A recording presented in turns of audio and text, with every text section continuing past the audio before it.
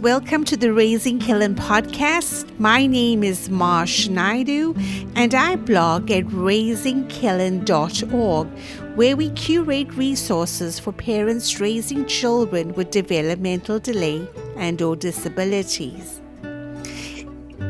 Today, I am with Carol Westlake and Jeff Strand of the Tennessee Disability Coalition. And guys, we are going to talk all things advocacy. Welcome to both Carol and Jeff. Thank you. I'm delighted to be here. Carol, the Tennessee Disability Coalition, what is it that you guys do? So the Disability Coalition tries to serve as a home for the broad disability community in Tennessee. We are an alliance of about 42 different disability organizations, some large, some small, that have gotten together to try to make a difference for all people with disabilities in Tennessee. So we do a lot of direct connection of people with disabilities to other people with disabilities, families to try to help provide support. But the real core of our work is to try to work in sort of public policy and government affairs and trying to make sure that Tennessee has the kinds of policies and programs that make it a good place for people with disabilities to live. What does advocacy mean to you, Carol? To me, advocacy means using your voice, right?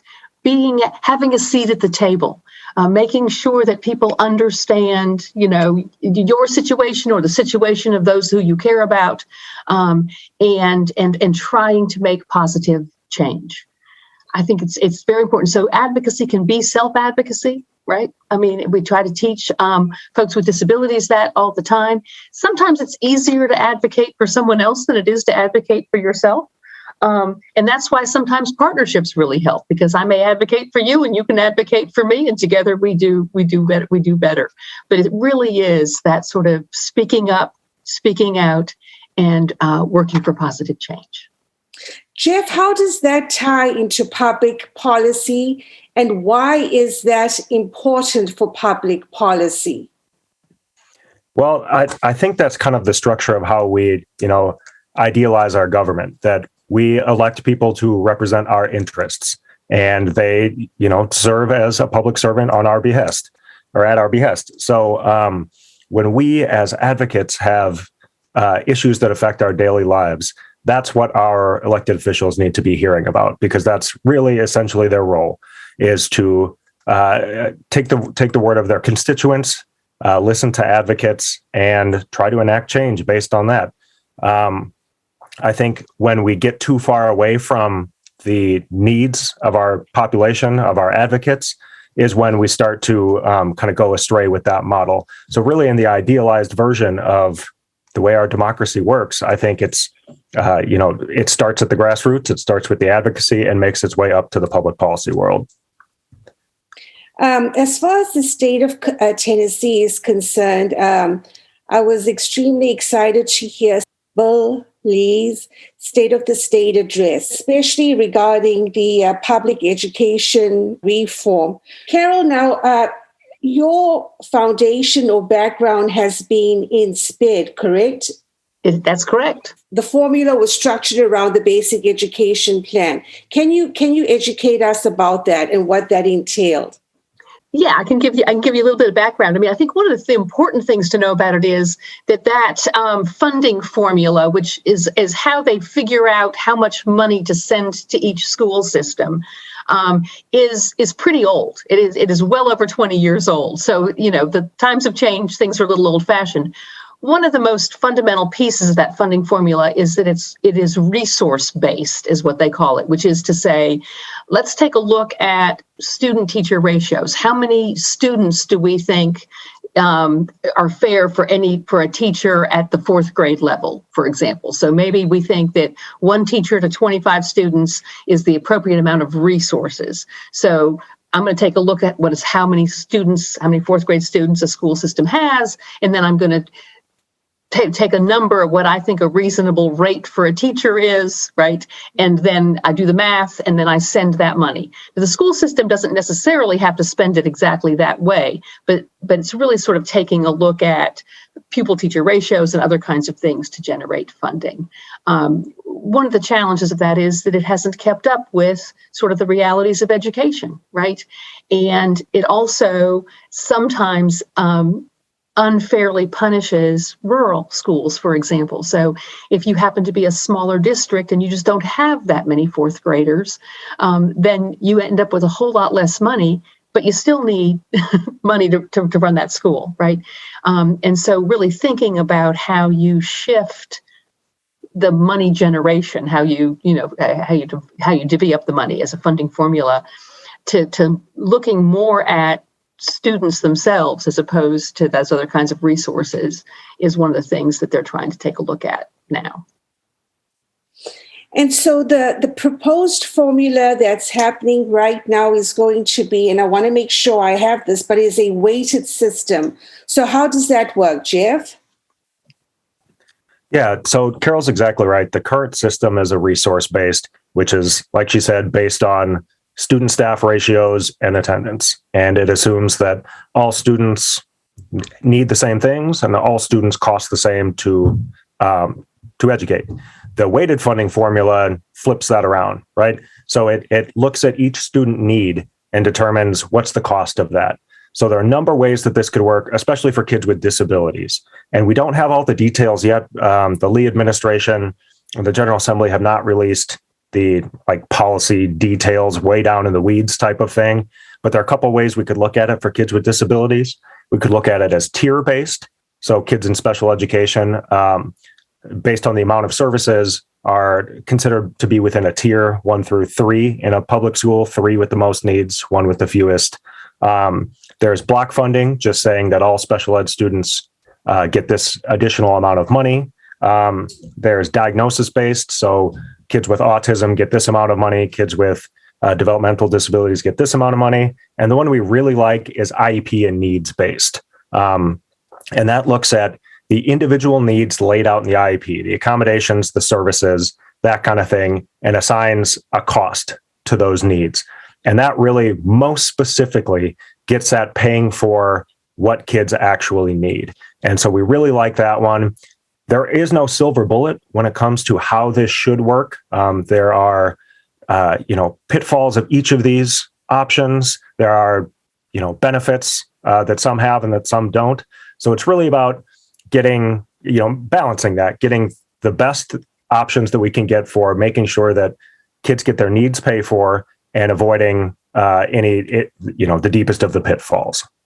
So, and correct me if I'm wrong, so we don't actually know when the implementation is going to happen, but we know that there is going to be a move to the weighted system?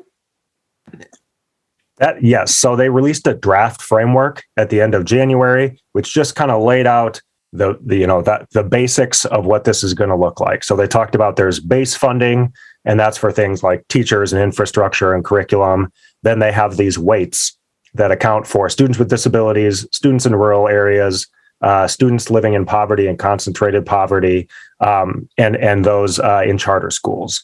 And then they talk about direct funding for things like there's a high school in Nashville that has a bank in it, and they run an apprenticeship through the bank. Not every school needs bank money, so that school gets direct funding for the bank money, and then some outcomes-based funds on top of that. So they've laid out the general outline of what this looks like.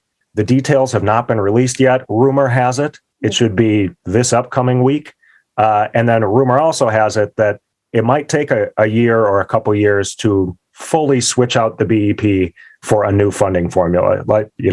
This is complicated stuff. I can only imagine. Yeah. Yeah. And it's a lot of money. So it's important to get this right. And if we're really only going to do this every 30 years, it seems worthwhile to not rush into implementing it yet. Carol, the Tennessee early intervention is now no longer from 0 to 3, but now includes age 4 as well. And from a physical therapist standpoint, I can't tell you how exciting that is, because that gives us an extra year to work with our kids to meet milestones, and just another year of skill, service, and intervention that they can receive either at home or in the outpatient setting. Thoughts on the Tennessee Early Intervention Program? So yes, that actually is very exciting. The original proposal to expand TEIS, the Tennessee Early Intervention System, from cutting off at age 3 was to cut it off at age 5, which would be kindergarten age, right? And so that was kind of what people were pushing for. When the governor put out his in the State of the State and put out his budget proposal, he proposed it to 4 years old. Nice first step, but we're not done yet. So hopefully we'll get to 5, because really making sure that in early intervention, children have the best foundation they can up to that public school age is just so important. There have been some changes in the TEIS program. Up until a year or so ago, TEIS was operated through the Department of Education, which always felt a little bit awkward, because the Department of Ed doesn't really know that much about infants and toddlers. And children from 3 to 5 were actually served in a program called 619. So there was this where public schools were responsible for them, and yet public schools don't run programs for 3 to 5-year-olds for the most part. Pre-K kind of helps a little, but then there you are. So they have moved the TEIS program from the Department of Education on an administrative level to the Department of Intellectual and Developmental Disabilities, because kids in TEIS are at risk of developmental disability or have a developmental disability. And I think it's really a department that's much better suited to care for those kids. And moving that age up to 4 and then hopefully to 5 is going to make a huge difference, I think, in early intervention and in mitigating problems for young kids. What do we have to look forward to coming up on March the 11th, Jeff? Tell us about Disability Day on the Hill. So March 11th is officially our Disability Advocacy Day. Last year, on a kind of a similar day, the House and Senate ran resolutions on the floor to establish the day officially in the state. And then we all wore our blue. I'm actually wearing my shirt from last year. We sent out signs that were put up on elected officials' door. They wore blue ties and buttons and whatnot. And then we lit up a number of landmarks across the state: the Korean Veterans Bridge and Nissan Stadium in Nashville, the Bass Pro Shop Pyramid in Memphis, several areas in Knoxville and Chattanooga, so all over the state. So this year we're doing it all again because it was so much fun last year. So we'll be lighting up these landmarks and just kind of celebrating the end of our Disability Day on the Hill months long process. So in the lead up to that, we're facilitating legislative meetings with advocates and self-advocates. And this March 11th Disability Advocacy Day is really a celebration of all of their hard work over the last few weeks. For listeners to participate in the program, there's several ways that they can interact and stay on top of the message that you guys put out. One of them is to text teamwork to 72690. And then you'll also set up Facebook groups for each region within the state of Tennessee. Any other ways that we can keep in the loop, Jeff? Yeah, so we've got until February 14th to sign up for a legislative team meeting, which would put you in a group with people who are geographically close to you and have the same senator and representative, and we can facilitate those meetings. Like you mentioned, the Facebook groups are great. It's a nice entry point for especially folks who are new to the advocacy world to kind of, dip a toe in without having to, cannonball into the deep end. So those are a great way to catch up with folks who live in your region, hear what people are talking about, get tips, ask questions. The texting is great. And then following along on our socials. We have a social media kit where folks can participate in Disability Day on the Hill events, show support for their other advocates and self-advocates, and follow along with any of our news and updates and, hopefully comedic quips from mine specifically. But yeah, a lot of opportunities, a lot of entryways to be part of DDH. And then, of course, you can always reach out to any of us individually and, we can help you out. Carol, we've come to the end of our time, so to speak. So is there anything that I could, any message that you would want to, send out to parents, or any thoughts that you would like to leave us with, Carol? I would just like to say that telling your story, using your voice, meeting with your legislator, sharing information is so very critical. People who don't have the disability experience or who haven't thought about it, everybody knows somebody, right, who has a disability, but you don't necessarily think about it in that sense. But being able to share the experience that you have as an individual with a disability or as a family member with policymakers makes all the difference, because it's kind of like a light bulb going off in their heads. They don't think about what it's like until somebody shares about what it's like. And that makes people much more amenable to good policy. So telling your story, being out there, connecting with others, all of that is going to make a more inclusive Tennessee for all of us. There was, in Jeff's newsletter, there was actually a link up on the point that was discussed about the adults changing tables, which might not necessarily be our need at present, but there wasn't that understanding until I listened to Chrissy's video on YouTube. And that, it makes all the difference. It might not be about what your need is, but being open to the needs of those that are around you. And that's what inclusion is about. That's right. Creating an opportunity by providing basic amenities. Right. Jeff, sir, what would you like to tell the listeners? I just kind of want to echo Carol's sentiment. I don't know anybody who has participated in advocacy, who has advocated for their needs or that of their family members, who ended up regretting it. It can be scary to get started. The wheels of government and policy are very inertial. They seem to just be kind of moving on their own and without us. And it's hard to jump into that. But I think everybody who I've met who's engaged, even when they were hesitant at first, has found it to be really rewarding. And even when it's not advocating on behalf of one's own needs, advocating for a better Tennessee is something that I think everybody can get behind. And I would encourage everybody who is standing at the edge of the pool, even if it's just dipping your toe in, I say it's worth it.